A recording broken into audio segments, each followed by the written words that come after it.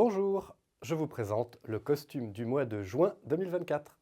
Pour ce mois de juin, qui est censé être un mois ensoleillé, sauf cette année où il fait plutôt frais, je vous présente un costume en seersucker. Le seersucker est un tissu d'origine perse qui veut dire de lait et de sucre et qui se résume esthétiquement par une alternance de raies colorées et de raies blanches qui normalement gaufrent un petit peu. C'est ce qui donne ce nom français du crépon de coton.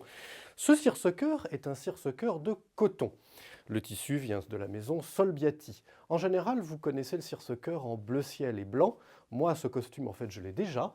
Et cette année, pour ce costume, j'ai décidé de choisir une teinte très britannique qui fait un peu marchand de sucrerie d'ailleurs.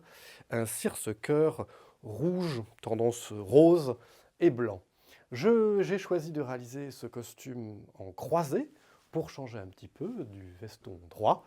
Au niveau des poches, je suis relativement conventionnel avec des poches à rabat et une petite poche ticket que j'apprécie toujours parce que j'y mets mon trousseau de clés.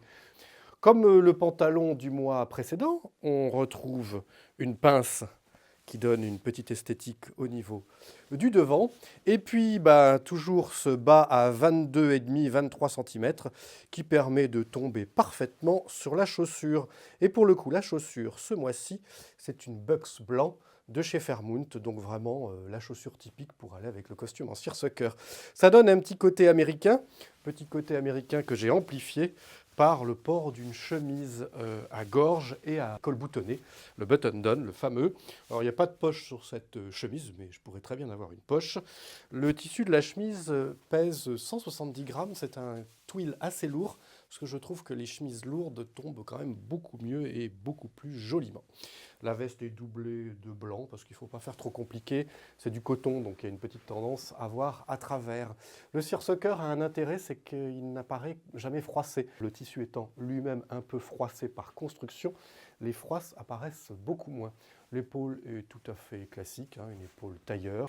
Et voilà pour la présentation de ce costume du mois. Enfin, pour finir cette petite vidéo, parce qu'elle est déjà trop longue, je voulais vous présenter un costume en seersucker qu'on a réalisé pour un client. Là, pour le coup, avec des poches plaquées. Ce costume en seersucker, en fait, il n'est pas en coton. Attention, il a l'air d'être en coton, mais il est en laine. C'est Drapers qui fait ça, la maison Drapers en Italie. Et c'est une proposition intéressante parce que le seersucker en laine, c'est beaucoup plus fluide. Voilà, ça froisse encore moins que le coton. Un petit peu plus lourd par contre. Voilà, et donc c'est une trouvaille de cette année de chez Drapers.